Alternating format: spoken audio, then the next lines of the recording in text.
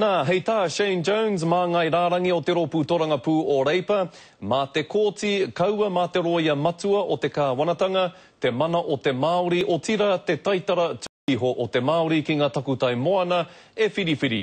Hei tā te roia matua, arā hei tā Chris Finlayson, me āhei te Māori ki te kōrero tika tonu atu ki aia mo ā rātou tono takutai moana.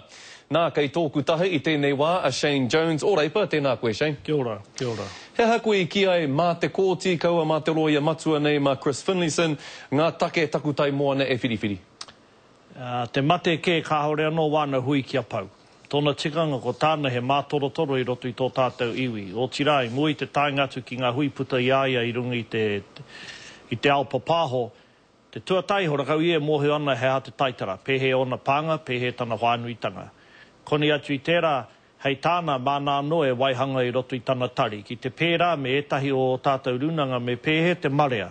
Me pēhe te iti me te rahi e kuhu mai ai, e uru mai ai ki roto i e rā momo kōrero. Koe a tākoe me ake nei paike me whakapūmau te tahi tauira. Nā, pēnā hihi ana tātou te mohe o pēhe te pono te rā kaupapa, te rā tauira, mauria ki te kōti. E mea ne etahi, ki te haere rātou ki te kōti, he maumau pūtea, he maumau wā tērā, pēhe o whakaaro? Tika tonu, ko te tū o ngā roia he rite ki te ngārara. O tira te tahi atu take ahu a wanga niki ahau. Ki te papahoro katoto tātou iwi mai o tātou tua whenua ki te ruma me te tari o Finlayson. Me pēhea tātou e mōhio ai, me pēhea rane ngā pānga o ngā Māori e noho rāwaho. E whakapūmau tia e na hihea rātou ki te haere ki te takutai, me pēhea rānei te marea whānui, o rātou pānga e whakapūmau tia e tia ki nai. Ko tāku ki a Chris, paike me waiho o na taringa ki a puare, nā me pūho ia ki te akapuare o na ngutu. Te taitara tuku iho e kōrero tia nei, e rāngona tonu tia nei, hea te taitara tuku iho ki a koe? Ai, māku ki a tātou, pēnā he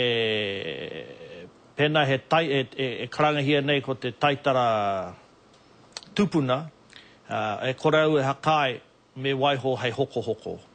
Me waiho ki a takoto mairire, hei kaupapa mā o tātou uri whakatupu. Kaumutu e korau e hakai mā rungi tērā taitara e āhei ai tātou te iwi Māori te haka tūtu i ngā hōtera pēne me ngā Club Med e kōrero tiana, ka taiga rihingia ki ngā hainamana ki awai atu rānei. Me taku whakapai, nui te uaua kia whiwhi ai te Māori i tana taitara i roto i ngā whiriwhiringa me te kāwanatanga, i roto noki i te urunga ki te kōti. Pai ke me whakatau he tauira. Nā, ko te tahi tauira pēr, hei mauranga mā te kāwanatanga ki te motu, ko te tauira i oti mō ngā tiporau. Tērā pē, wāhi rereke mo etahi iwi ke atu. Engari pai ke, kia kauarau e tini rawa ngā tauira. Ka maetanga ake me pēhe te mare e mōhio ai pēhe ona pānga ina tai ki te torohe o te tahi hapu, te tahi iwi tino rereke. Te ture takutai moana hou nei a te kāwanatanga o ngā hinara, he tino rite ki tā Reipa i whakatūri ai e koutou i roto i te tau 2004, he rereke rānei? Ko te ngako he rite. E kore tae te kaupare atu i te tautangata. Kone atu i tērā e kore tae te hoko, me haere koe ki te kōti, me matua whiriwhiri rānei me te kāwanatanga. Ko te nuinga o e rā āhuatanga i roto i te kaupapa i whakarite ai e Dr. Cullen. Te me rereke, e āhei ai koe ki te hoki ki te kōti peke ai. Engari, ko te ngako, ko te ngākau, horekau e tino rereke ane hoa. Kia ora rawā te koe, Shane, pai tonu i te korero ki a koe, hoa tēnā koe.